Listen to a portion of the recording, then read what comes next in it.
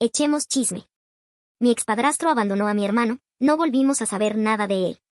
Mi expadrastro, Nicolás, masculino, 46 años y es de esas personas que no queremos en nuestras vidas. Llegó a nuestras vidas cuando yo, Caroline, femenino, 20 años y estoy aprendiendo mucho de los errores de los demás. Tenía 8 años. Mi mamá, Ana, femenino, 41 años y aún le falta aprender mucho de sus errores. Conoció a Nicolás en el colegio, fueron compañeros y al graduarse no se volvieron a ver. Pero por cosas del destino se volvieron a encontrar en un bus y tuvieron contacto nuevamente.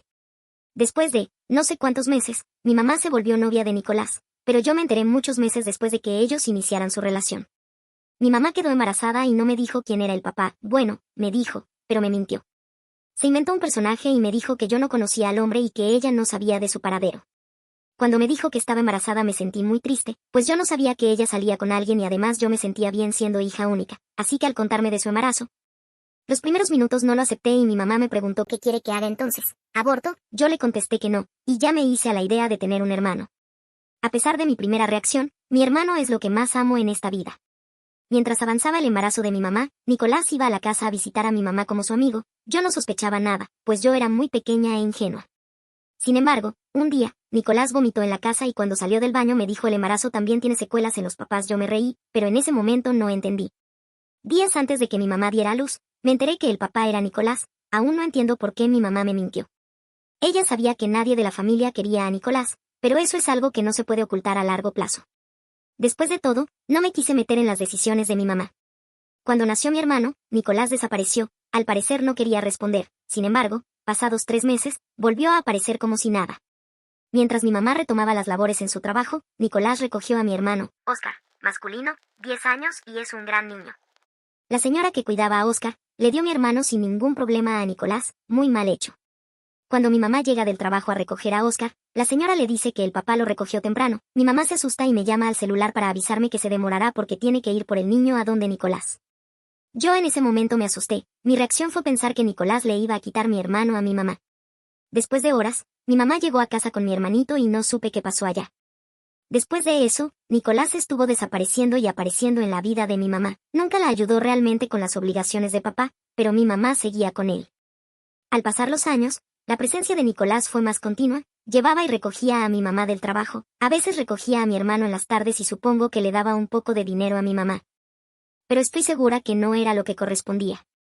Cuando mi mamá compró la casa, nos fuimos a vivir ahí con Nicolás. Yo no estaba de acuerdo con la decisión, pero era la vida de mi mamá y ella decidía.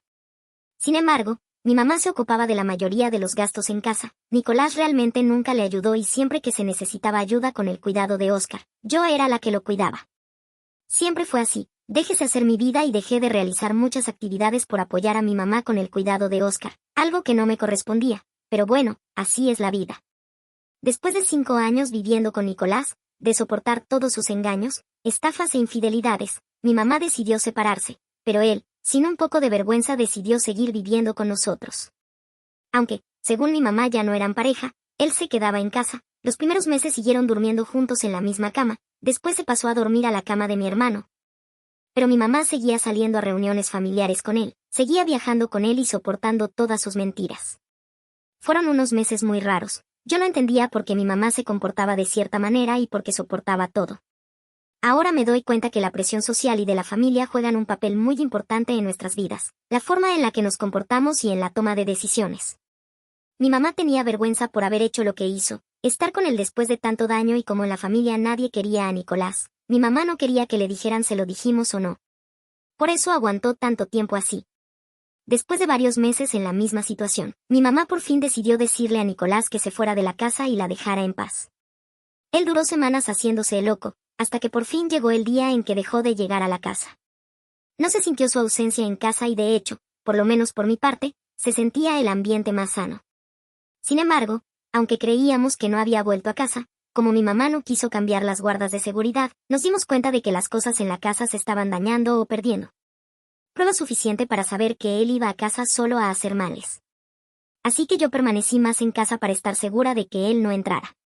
Intentamos validar las cámaras en la calle, pero cuando mi mamá solicitó las grabaciones le dijeron que solo permanecen 7 días en sistema y después se eliminan. Como ya habían pasado varios días, no pudo tener evidencias sólidas.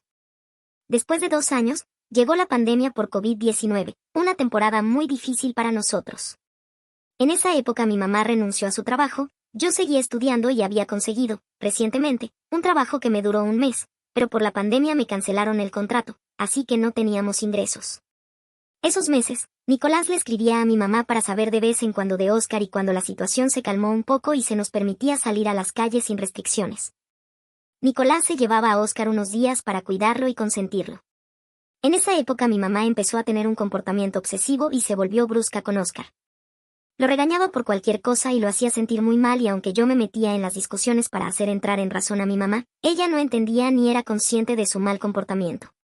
Oscar no se aguantó y llamó al papá para que lo recogiera. Se llevó todas sus cosas y se fue a vivir con Nicolás. En ese momento, Oscar tomó la mejor decisión, pues mi mamá empeoró y verla en esa situación lo habría marcado de forma negativa. En ese momento yo había recuperado el empleo que tuve antes de pandemia. Ya llevaba meses trabajando desde casa y no podía lidiar con esa situación sola. Pero volviendo al tema central, durante 6 meses aproximadamente, Oscar vivió con Nicolás y yo iba a visitarlo de vez en cuando o él venía a casa a quedarse los fines de semana con nosotras. Uno de esos fines de semana, se convirtió en una semana y después en un mes y no volvimos a saber nada de Nicolás, simplemente desapareció y Oscar volvió a vivir con nosotras. Nicolás desapareció de nuestras vidas, contactó 2 veces a Oscar por WhatsApp, pero Oscar ya no quiere saber nada de su papá. Oscar sabe que lo que quiere es seguirnos estafando, pues cuando desapareció se robó el computador y una patineta costosa que eran de Oscar. Aunque me duele esta situación, porque la presencia de un papá en nuestras vidas es muy importante, lo mejor que nos pudo pasar es que ese señor desapareciera. Él ha sido el causante de muchas horas de llanto, decepciones y angustias en nuestras vidas. Oscar sabe muy bien la clase de papá que tiene y tendrá que vivir con eso. Soy consciente de que muchas personas crecen sin la presencia de un papá.